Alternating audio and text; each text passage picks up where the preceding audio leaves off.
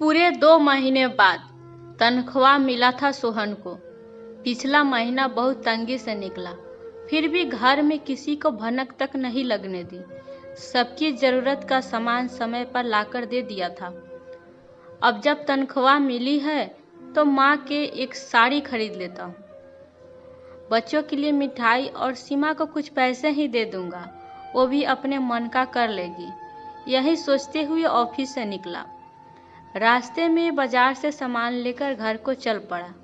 ठंडी का मौसम, समय से पहले ही शाम गहराने लगी थी। घर के बाहर ही पुरानी शॉल ओढ़े माँ बैठी थी। अरे इतनी अंधेरे में ऐसे बाहर अकेली क्यों बैठी हो, कहते हुए मोटरसाइकिल के बैग से सामान निकालने लगा।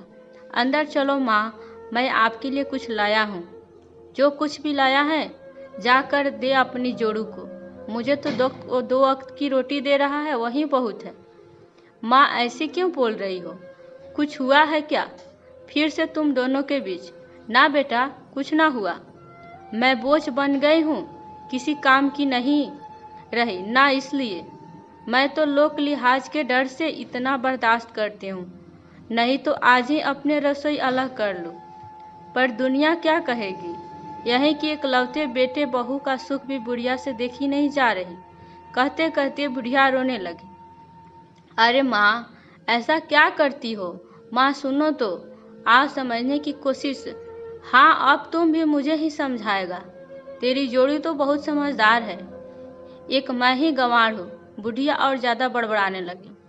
बेचारे सोहन, जो रास्ते भर सबको खुश देखने के लिए कल्पना की बड़ी बड़ी मीनारें बनाया था, पल भर में ही धराशायी हो गया। जैसे ही सोहन कमरे में आया, पत्नी भी क्यों पीछे रहती। देखो जी, अभी के अभी फैसला करो कि आपको किसके साथ रहना है। मैं अब और तुम्हारी माँ की ज्यादती बर्दाश्त नहीं कर सकती। अरे सीमा, ये क्या कह रही हो? माँ हमारे साथ नहीं रहेगी तो कहाँ जाएगी? हाँ, तुम्हारी माँ कहाँ जाएगी? मैं ही पराये घर से आई हूँ, मुझे ही जाना पड़ेगा। मैं ही कौन? सीमा का गुस्सा 7वें आसमान पर था। अरे मैंने ऐसा तो नहीं कहा, सोहन हताश होकर बोला।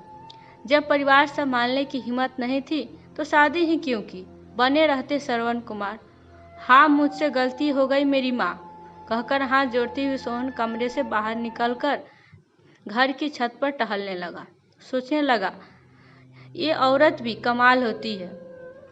माँ अपने बच्चों के लिए और पत्नी अपने पति के लिए कितना भूख प्यास बर्दाश्त करती है। व्रत उपवास दुनिया भर के नियम धियम पालती है।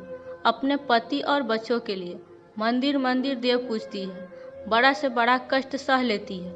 एक ऐसा अनोखा प्यार है इन दोनों का। पर बस 2 बातें बर्दाश्त नहीं कर सकती। सास अपनी बहू का और बहू अपनी सास की बात बर्दाश्त कर ले, बस फिर तो घर में खुशहाली आने से कोई नहीं रोक सकता। महिलाएं देश की आंधी आबादी है।